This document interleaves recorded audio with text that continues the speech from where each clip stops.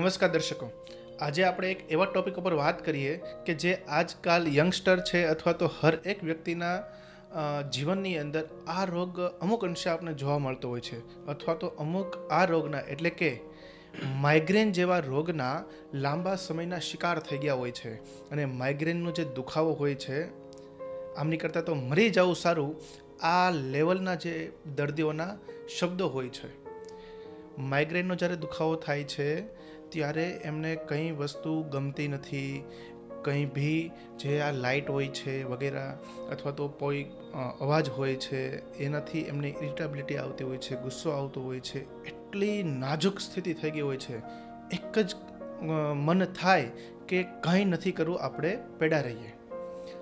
Migraine થવાના કારણો શું છે, કઈ રીતે માઇગ્રેન મટી શકે, એક્ઝેક્ટ અગર કારણ ખબર હશે તો જ આપણે આ લાંબા ગાળાની માથાના દુખાવા જેવી તકલીફથી આપણે બચી શકશું અને બચાવી શકશું. તો લાસ્ટનો જે પોર્શન છે એમની અંદર સચોટ કારણ હું જણાવું છું, તો ખાસ વિડીયો અંત તક પૂરેપૂરો જોજો, બરાબર. તો માઇગ્રેનની અંદર આવા સામાન્ય બધા લક્ષણો જોવા મળતા હોય છે. અમુકને ગેસ્ટ્રિક માઇગ્રેન હોય છે કે જેની અંદર ઉલટી ઉપકા થતા હોય છે, સાથે માથાનો દુખાવો હોય છે. જ્યારે પેટ અને માથાનો દુખાવો હોય છે એને એક નામ આપી દીધું છે ગેસ્ટ્રિક માઇગ્રેન, બરાબર. અમુકને શરદીના કારણે માઇગ્રેન થતું હોય છે, બરાબર. તો ખાસ અમુકને ઓનલી માઇગ્રેનની તકલીફ હોય છે.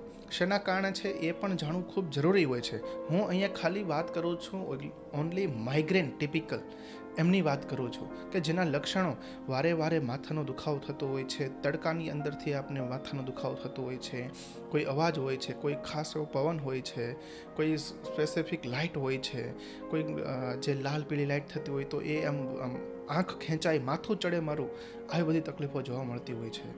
તો આ માઇગ્રેન થવા પાછળનું રીઝન શું હોઈ શકે?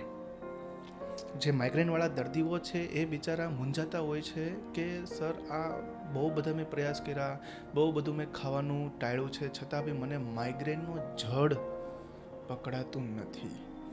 તો આ માઇગ્રેનનું જડ શું હોઈ શકે? ખાવા પીવાનું હોઈ શકશે, ઓનલી લેક ઓફ એક્સરસાઇઝ, આપણું જે લાઈફસ્ટાઈલ છે એ જ હોઈ શકશે. અમુક અંશે આ નથી જોવા મળતું. હા, એમનો બી નાનો મોટો રોલ હોય છે, પણ માઇગ્રેનનું જે સચોટ કારણ છે એ રહેશે માથાનો દુખાવો. મતલબ કે એક સિમ્પલ ભાષામાં કહું તો દેખો, આ આખો એક સાયન્સ છે.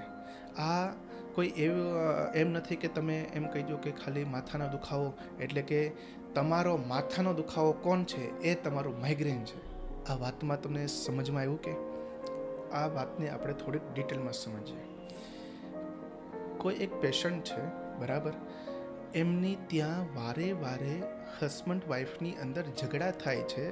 શેના કારણે થાય છે? સાસુને રિલેટેડ. આ એક ઘરે હર એકની અંદર જોવા મળતી હોય છે. મારા પેશન્ટની વાત કરું છું કે 30 વર્ષના બેન છે, એમની ઘરે સાસુ જોડે એમને કઈ પ્રશ્નના કારણે તકરાર થતી હોય છે કે નાની નાની વાતની અંદર સાસુને ટોકતા હોય છે. આ બેનને અગર અમુક વાર નથી કહેતા છતાં બી વધારે લાગી આવે છે. અમુક સાસુના બિહેવિયરથી બેનને વધારે લાગી આવે છે. મનની અંદર જરા બી સાસુ કહેતા હોય કે આની અંદર મીઠું થોડુંક ઓછું હતું, તમે ધ્યાન રાખજો, તો આ વાતને વધારે સેન્સિટિવ લઈ લેતા હોય છે અને મનમાંથી જાય નહીં. મને કોઈ કહીને જ ના જવું જોઈએ, હું કામ જ એવું કરું કે મને કોઈ કહીને જ ના જવું જોઈએ. કોઈક સાહેબ કહી જાય ને એ મને આમ મગજમાંથી જાય નહીં સાહેબ. 4-5 અઠવાડિયા સુધી, 4-5 દિવસ, અઠવાડિયા સુધી મનમાં ને મનમાં ચાલ્યા રાખે કે મને કેમ કીધું, કંઈક મારો વાંક હશે. કોઈ કહીને જાય એ નથી થતું. એમ એ વિચાર એના માથાનો દુખાવો કરવા માટે 100% જવાબદાર છે. ઉંમર પ્રમાણે હર એકની સિચ્યુએશન અલગ અલગ હોય છે. કોઈ નાનો છોકરો હોય છે, પ્રાઇમરી સ્કૂલની અંદર ભણતો હોય તો ગણિત એના માથાનો દુખાવો થઈ જતો. એક જસ્ટ એક્ઝામ્પલ આપું છું. કોઈ ટીચર હોય છે, એના માથાના દુખાવા હોય છે, એટલા સ્ટ્રીક હોય છે. જે વધારે સંવેદનશીલ છે એમને થશે, બાકી અમુક બહુ એવા છે એને કંઈ અસર બી ના થતી હોય. પણ જે વધારે સંવેદનશીલ હોય છે, જેને વધારે લાગી આવતું હોય છે, એમના માટે આ થશે. બહુ બધા દર્દીઓની અંદર જોવા મળે છે, ખાલી ખાવા પીવાને કારણે જોવા નથી મળતું. આ એક સાયન્સ છે કે જેને મદદથી આપણે આવા અમુક કારણો બી જાણતા હોઈએ છીએ. તો આપણે આવા બધા કારણોની અંદર પણ અગર જો જોવામાં આવે, મહેનત કરવામાં આવે, જાણવામાં આવે, અવેરનેસ કરવામાં આવે, તો આપને અમુક અંશે આમના માઇગ્રેન એટલે કે માથાના દુખાવા જેવી તકલીફમાં આપને રાહત મળતી હોય છે. હોમિયોપેથી છે, આયુર્વેદિક છે, આ બધા સાયન્સ છે એ આમના આ જે માથાના દુખાવાના જડને પકડીને દવાઓ કરતા હોય છે. હું હોમિયોપેથિક ડૉક્ટર છું એટલા માટે સ્વાભાવિક વાત છે, મને મારા જ્ઞાનની ખબર હોય છે. પણ આ એક સાયન્સ છે, તો એની અંદર તન મનનો સચોટ રીતે ઉપચાર કરવામાં આવે. મન એમાં પણ ખાસ કરીને શું, અગર માથાનો દુખાવો છે તો તમારા માથાનો દુખાવો કોણ છે, ઓનલી ફાઇન્ડ આઉટ યોર માથાના દુખાવા.